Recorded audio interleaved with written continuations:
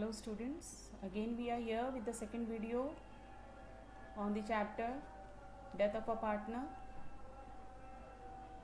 Now in this video we are going to learn how to prepare the deceased partner capital account, right?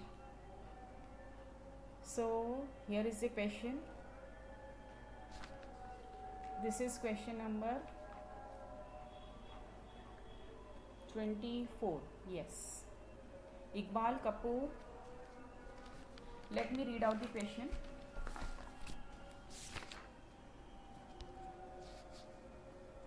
Iqbal and Kapoor, they are the partners in the firm and were sharing their profit and losses in the ratio of 3:2. Kapoor died after 3 months of the last balance sheet.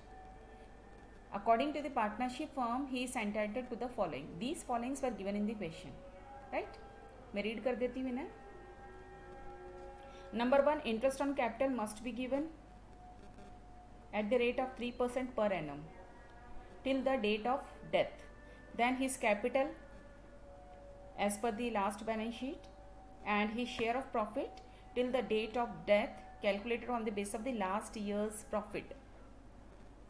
तो ये तीन चीज़ें उसके account में credit करनी है. उसका एक तो कैपिटल का balance, then interest on capital, rate भी गिवन है क्योंकि डीड में मेंशन है. इन्होंने कहा है as per the deed, partnership deed, तो डीड में मेंशन है कि interest on capital should be given at the rate of 3% पर एनम. तो उसकी डेथ हुई है 3 मंथ्स के बाद, तो 3 महीने का उसे इंटरेस्ट ऑन कैपिटल इस पर दिया जाएगा, राइट, 3% पर एनम की रेट से. There after his share of profit, उसे प्रॉफिट भी दिया जाएगा. तो ये प्रॉफिट कैलकुलेट करना हम अभी सीखेंगे और ये मैंने आपको अर्लियर वीडियोस में एक्सप्लेन भी किया, how to calculate the share of profit of the deceased partner. तो वो हम कैलकुलेट करके उसे वो हम प्रॉफिट भी देंगे. बट ध्यान रखना है, जब प्रॉफिट में उसे शेयर दिया जाता है तो उसे पीएनएल सस्पेंस अकाउंट लिखा जाता है, बिकॉज वो प्रॉफिट उसे कहाँ से दिया जाएगा, पीएनएल सस्पेंस अकाउंट से, राइट. तो इस पार्टनर का, डिसीज पार्टनर का अकाउंट तो होगा क्रेडिट, तो डेबिट किससे करेंगे, पीएनएल सस्पेंस अकाउंट को. दैन उसने ड्राइंग्स की हैं, क्वेश्चन में गिवन है 5,000 रुपीज़ उसने ड्राइंग्स की है पूरे साल में, तो ड्राइंग्स आ जाएगी.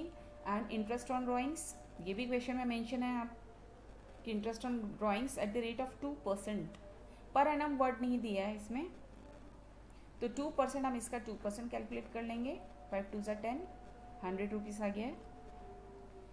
पर एनम नहीं दिया. अगर इन केस पर एनम होता है इंटरेस्ट ऑन ड्राइंग्स तो हम पर एनम के अकॉर्डिंग कैलकुलेट करते, राइट. नाउ तो देखिए कैपिटल का बैलेंस जो बैलेंस शीट में दिया है वो दे दिया एक उसे, इससे उसका अकाउंट क्रेडिट हो गया. Interest on capital and PNL suspense. अब पीएनएल सस्पेंस देखिए किस तरीके से कैलकुलेट करना है. 30,000, अच्छा लास्ट इसने कहा है पीएनएल जो प्रॉफिट उसे दिया जाना है डिसीज पार्टनर को, वो कैसे कैलकुलेट करना है. The net profits of the last 3 years after charging insurance premium were 20,000, 25,000 and 30,000.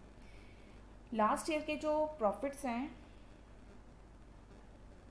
अच्छा एवरेज प्रॉफिट नहीं कहा है क्वेश्चन में, कहा लास्ट ईयर का प्रॉफिट, तो लास्ट ईयर का profit 30,000 which is given in the question. देखिए क्वेश्चन में कंफ्यूज मत होना, बिकॉज इस क्वेश्चन में लास्ट 3 years के प्रॉफिट दिए हुए हैं, बट हमें क्वेश्चन में ये भी कहा है कि जो इसे प्रॉफिट में जो शेयर देना है वो हमें लास्ट ईयर के प्रॉफिट के बेसिस पे देना है, और लास्ट ईयर का प्रॉफिट है 30,000, राइट.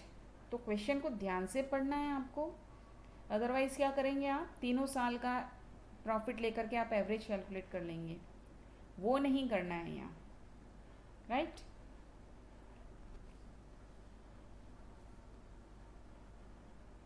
नाउ तो ये 30,000 ये लास्ट ईयर का पूरा प्रॉफिट है, पूरे साल का प्रॉफिट है, और इसकी डेथ हो जाती है 3 months के बाद, तो 3 months से मल्टीप्लाई कर देंगे. एंड मीन्स 3 months से मल्टीप्लाई करने पर जो है पूरे 3 महीने का प्रॉफिट आ जाएगा, बट उसमें सभी का शेयर है तो हम इसका शेयर निकाल लेंगे.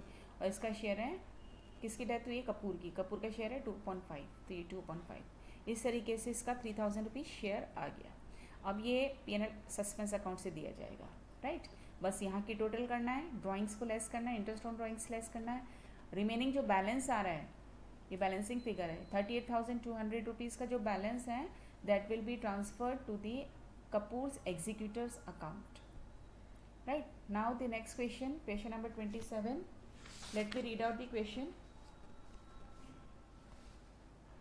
Vikas, Gagan and Momita, they were the three partners. इनका रेशियो गिवन है. Momita died and when she died 30th September means April, May, June, July, August, सितंबर. ये ध्यान रखना कि आपका सेशन कब से शुरू हो रहा है, इस चीज़ को भी थोड़ा ध्यान रख लेना. तो इस क्वेश्चन में तो सिंपल है, 31 मार्च को एंड होता है आपका. It means April, May, June, July, August, September, 6 months के बाद मोमिता की डेथ हो जाती है. एंड पार्टनरशिप डीड में मेंशन है कि जब भी किसी पार्टनर की डेथ होती है तो ये फॉलोइंग अमाउंट्स उसे दिए जाएंगे. तो इसमें नंबर 1 लिखा है capital as per the last balance sheet, तो ये कैपिटल उसे दे दी है. Then interest on capital at the rate of 6% per annum till the date of death. Interest on capital 6% per annum देना है till the date of death. तो यहाँ पर interest on capital 6% per annum है, इसका 6% निकाल करके 6 मंथ्स का निकाल लेंगे, क्योंकि 6 मंथ्स का ही दिया जाएगा उसे, बिकॉज उसके बाद उसकी डेथ हो जाती है.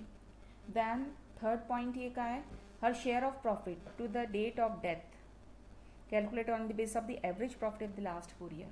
उसे शेयर ऑफ प्रॉफिट भी दिया जाएगा. अभी शेयर ऑफ प्रॉफिट कैसे कैलकुलेट करना है, लास्ट 4 ईयर्स के एवरेज प्रॉफिट के बेसिस पर. राइट, तो ये देखिए लास्ट 4 ईयर्स का एवरेज प्रॉफिट निकाला, ये एवरेज प्रॉफिट आ गया है. अब इसमें 6 मंथ्स के बाद उसकी डेथ हो जाती है तो 6 मंथ्स का प्रॉफिट निकाल लिया है. बट जब 6 मंथ्स का कैलकुलेट करेंगे वो सभी का प्रॉफिट होगा, इसीलिए इसका शेयर से भी मल्टीप्लाई कर देंगे, तो इसका शेयर आ जाएगा 4500. तो 4500 रुपीज़ उसे दिए जाएंगे प्रॉफिट में. नाउ अब नेक्स्ट इसमें कहा है हर share of goodwill to be determine on the basis of last 3 years purchase of the average profit of the last 4 years. Last 4 years का जो एवरेज प्रॉफिट होगा इंटू 3 years परचेस करना है. गुडविल कैलकुलेशन हमने ऑलरेडी जो है goodwill and nature and variation chapter में हमने स्टडी किया है, चैप्टर नंबर 3 में. तो यहाँ पर भी देखिए गुडविल का कैलकुलेशन, एवरेज प्रॉफिट का नंबर ऑफ ईयर्स परचेस हैं 3 years, तो एवरेज प्रॉफिट हमने यहाँ पर कैलकुलेट किया ही है. यहाँ देखिए ये this one average profit into 3 years दिया है इक्वेशन में, number of years purchase multiply किया, इसका शेयर कैलकुलेट किया, 27,000 रुपीज़ उसे गुडविल में शेयर दिया जाएगा. क्योंकि जब भी पार्टनर की डेथ होती है तो उस समय गुडविल का वैल्यूएशन किया जाता है. ये गुडविल का वैल्यूएशन एवरेज प्रॉफिट के बेसिस पे किया है हमने. गुडविल कैलकुलेट किए, उसका शेयर कैलकुलेट किया है, 27,000 रुपीज़ उसे देना है डिसीज्ड पार्टनर को. बट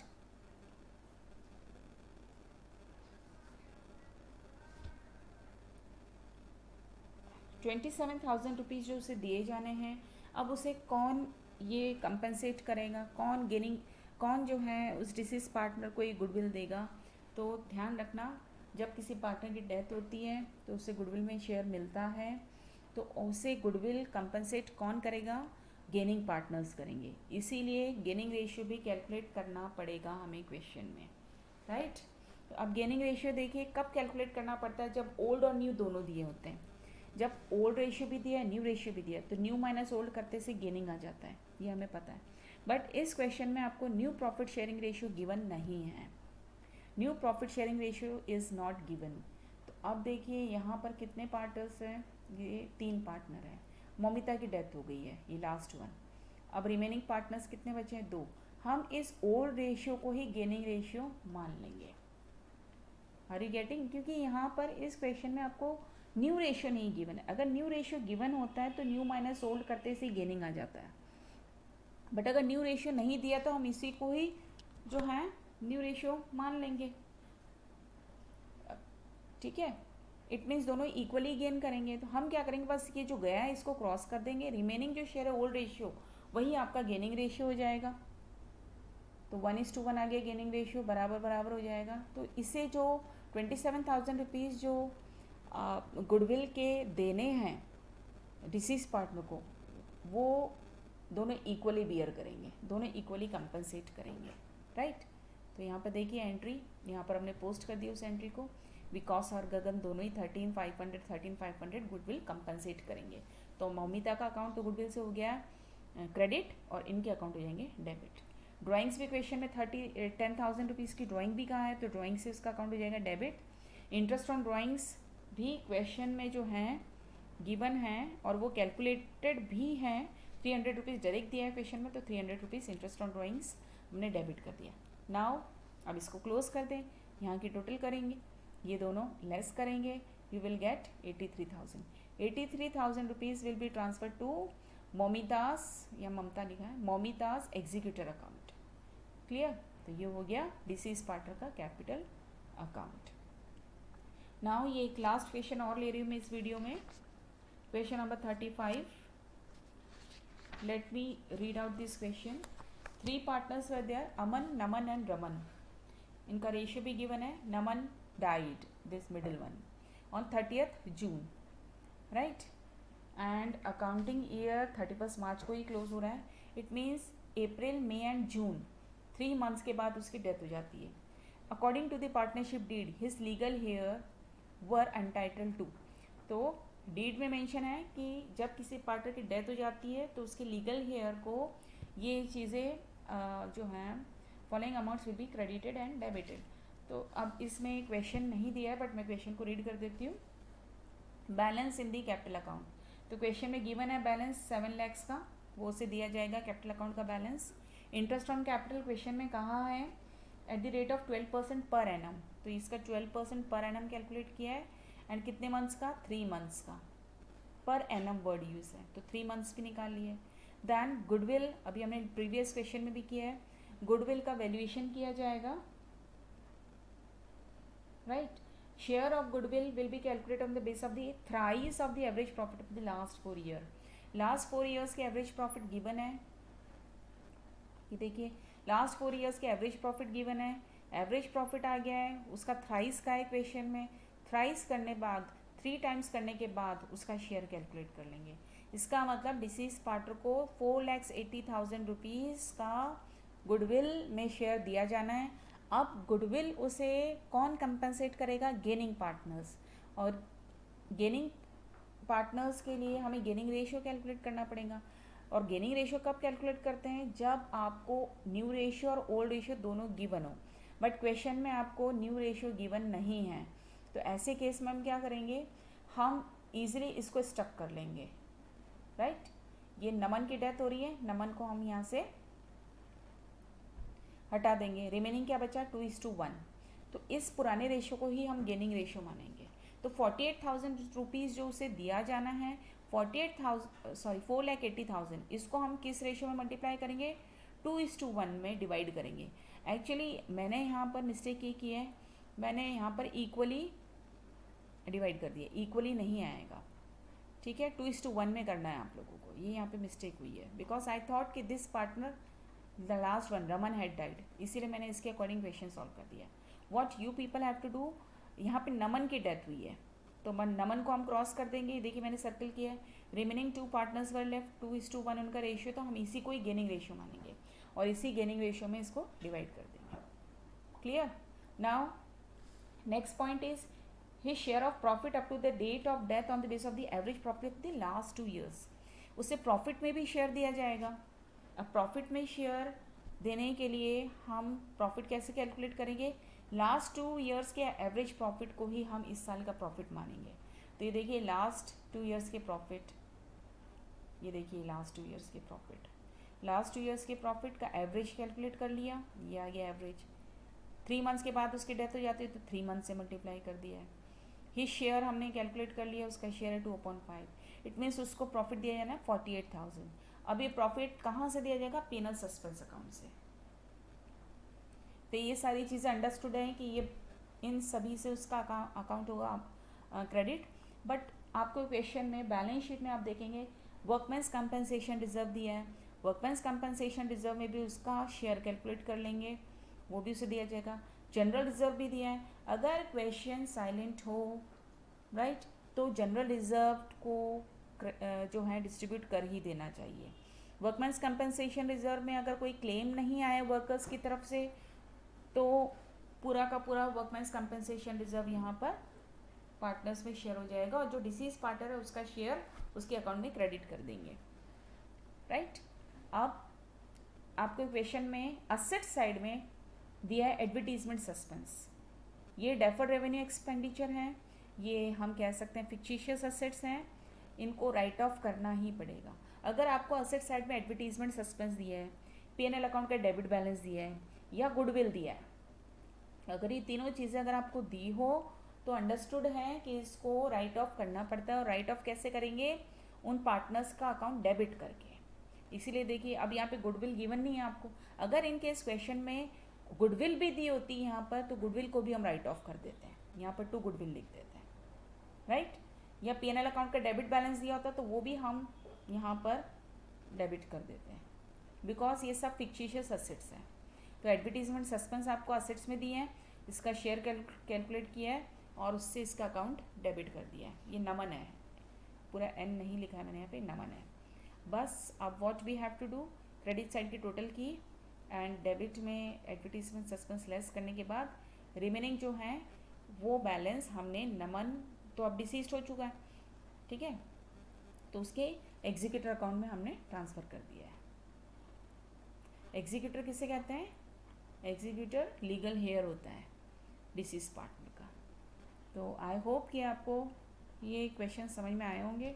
रिमेनिंग क्वेश्चंस आप खुद सॉल्व करने की कोशिश करेंगे।